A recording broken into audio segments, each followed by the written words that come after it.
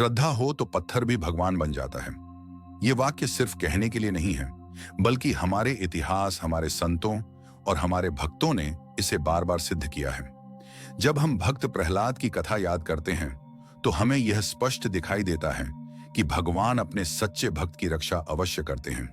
हिरण्यकश्यप जैसे राक्षस ने प्रहलाद को मारने के लिए हर संभव प्रयास किया, कभी आग में बैठाया, कभी सर्पों के बीच डाला, कभी ऊंचे पर्वत से गिराया, लेकिन हर बार भगवान ने अपने भक्त को बचा लिया। क्योंकि जहां सच्ची आस्था होती है वहां चमत्कार होता है। इसी तरह हमें भक्त ध्रुव की कहानी याद है। एक छोटा सा 5 साल का बालक जिसे अपने पिता का प्यार नहीं मिला, जंगल में चला गया और तपस्या करने लगा।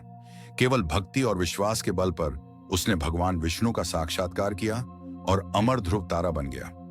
यह हमें सिखाता है कि अगर मन में भक्ति है और विश्वास अटल है तो कोई भी सपना, कोई भी लक्ष्य असंभव नहीं है। भगवान हमारे साथ तभी खड़े होते हैं जब हम उनके प्रति निष्ठावान रहते हैं। भक्ति का अर्थ केवल मंदिर जाना या दीप जलाना नहीं है।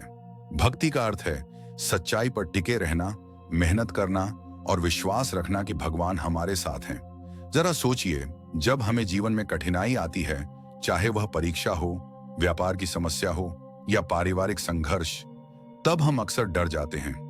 लेकिन अगर हम उस कठिनाई को भगवान की परीक्षा मानकर आगे बढ़ें तो हमारी शक्ति कई गुना बढ़ जाती है।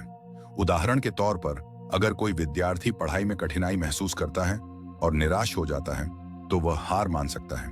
लेकिन अगर वही विद्यार्थी यह सोच ले कि भगवान उसके साथ हैं और पूरी लगन से प्रयास करे तो असंभव भी संभव हो जाता है। भक्ति हमें केवल ईश्वर से जोड़ती ही नहीं है, बल्कि हमें इंसानियत भी सिखाती है।